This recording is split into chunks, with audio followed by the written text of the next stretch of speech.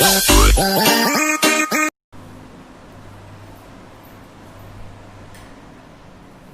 Student, मैं Urmila Avon educational academy की online class में आप सबका स्वागत करती हूँ।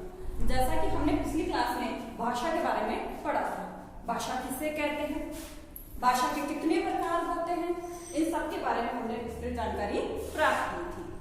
और आज हम उसी से संबंधित कुछ महत्वपूर्ण बिंदु और पढ़ेंगे। जैसा कि हमने पिछली क्लास में पढ़ा था कि जो हमारी हिंदी भाषा है उसको राजभाषा का दर्जा प्राप्त है।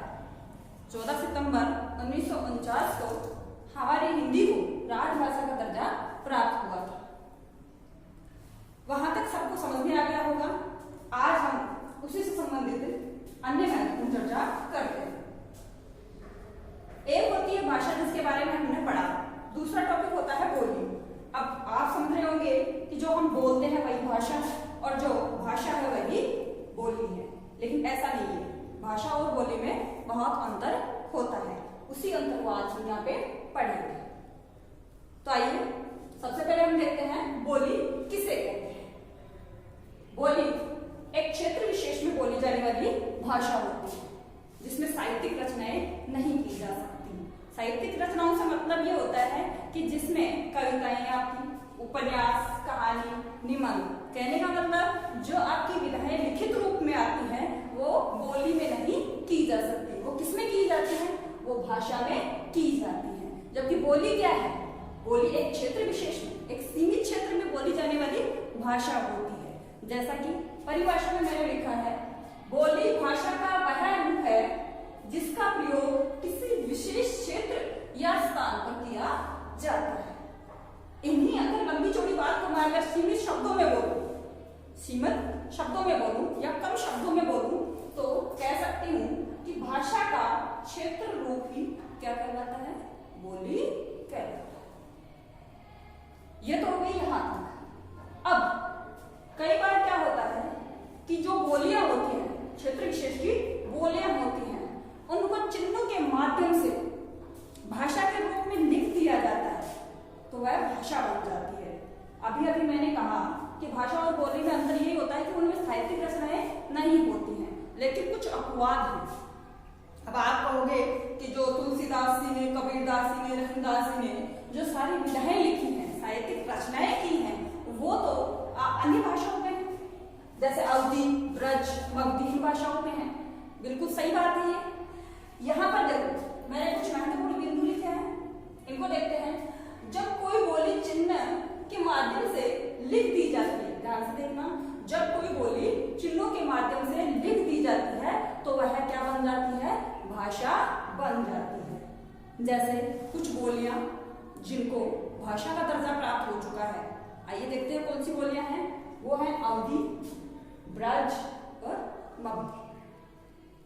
ये तो हो गई आपकी बोलियां। अब आता है इन बोलियों और भाषा को जो लिखने का तरीका होता है, जो ढंग होता है, जो चिन्ह होते हैं, उनको क्या कहते हैं? हमने भाषा में अंतिम टॉपिक में पढ़ा था कि जो हमारी राजभाषा है हिंदी, वो कौन सी लिपि में लिखी जाती है?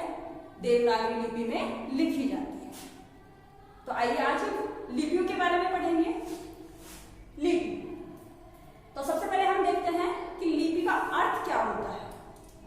प्रत्येक शब्द का कोई ना कोई शाब्दिक अर्थ होता है, तो आज हम लिपि का भी पढ़ेंगे। लिपि का शाब्दिक अर्थ होता है लिखना, अर्थात लिखना, चित्रित करना, लिखित रूप में प्रस्तुत करना। तो इसी के माध्यम से, इसके अर्थ के माध्यम से हम इसकी परिभाषा बनाएंगे कि भाषा के लिखित रूप के लिए जिन ध्वनि और चिन्हों का प्रयोग करते हैं, जिन ध्वनि और चिन्हों का प्रयोग करते हैं, उन्हीं को क्या कहते हैं? लिपि कहते हैं। अर्थात इनको सरल शब्दों में, हमारी भाषा में कहने का मतलब, हमारे ढंग में अगर मैं आपको समझाना चाहूँ तो मैं इसको ऐसे बोल सकती हूँ कि भाषा के लिखने का जो ढंग होता है, भाषा के लिखने का जो तरीका होता है, उसी को हम क्या कहते हैं? लिपि कहते हैं। भाई आप इसको ऐसे समझ सकते हो, जब भी हम अपने विचारों का आदान प्रदान करते हैं, अपने मन की कोई बात कहते हैं, तो वो ध्वनि के माध्यम से कहते हैं। और जब तक वो ध्वनि होती है तो सिर्फ वो ध्वनि तक सीमित होती है। जब उस ध्वनि को हम लिख वर्ण बन जाती है। तो जब हम अपने मन के विचार को ध्वनि रूप में चिन्हों के माध्यम से प्रस्तुत कर देते हैं तो वो क्या बन जाती है, लिपि बन जाती है। इस संसार में अनेक भाषाओं का प्रयोग होता है, अनेक भाषाएं बोली जाती हैं, पढ़ी जाती हैं, लिखी जाती हैं। उसी प्रकार हमारे भारत देश में भी अलग अलग प्रांतों में अलग अलग बोलियां और भाषाएं बोली जाती हैं। जैसे हमारे संविधान में हिंदी को राजभाषा का दर्जा प्राप्त हुआ है। तो आइए हम हिंदी के बारे में ही पढ़ लेते हैं। सबसे पहले कि देखो हिंदी भाषा के जो चिन्ह होते हैं, जो हम मुंह से उच्चारण करते हैं, उनको कैसे प्रदर्शित करते हैं, कैसे लिखते हैं। जैसे हिंदी भाषा का ले लीजिए, सबसे पहले ए, आ, क, आदि, ये क्या है, चिन्ह। वही शब्द देखो अंग्रेजी भाषा के चिन्ह होते हैं ए, बी, सी, डी आदि। ये क्या है, ये एक भाषा के चिन्ह है। देखो बीच में आपको मैं एक टॉपिक अलग से बताना चाहती हूँ कि कुछ बच्चे क्या करते हैं कि जो चिन्ह है उसको गलत उच्चारण के रूप में लेते हैं। कहने का मतलब गलत उच्चारण करते हैं, सबके सब उसको क्या बोलते हैं, चिन्ह बोलते हैं। जबकि शुद्ध शब्द क्या है, चिन्ह होता है। तो इसको सुधार कर लेना आप सभी। देखिए आगे देखिए, हम बहुत सी भाषाओं की लिपियां की यहाँ पे जानकारी लेंगे। तो देखो मैंने यहाँ पे बहुत सी भाषाएं और उनकी लिपियां लिख रखी हैं। आइए उनको देखते हैं कि जो अपनी सबसे पहली है अपनी राजभाषा हिंदी, कौन सी लिपि में लिखी जाती है, देवनागरी लिपि में लिखी जाती है। दूसरे नंबर पे आपकी संस्कृत, वो भी अपनी देवनागरी लिपि में लिखी जाती है। तीसरे नंबर पे जर्मन, वो कौन सी लिपि में लिखी जाती है, रोमन लिपि में लिखी जाती है। पंजाबी गुरुमुखी लिपि में लिखी जाती है।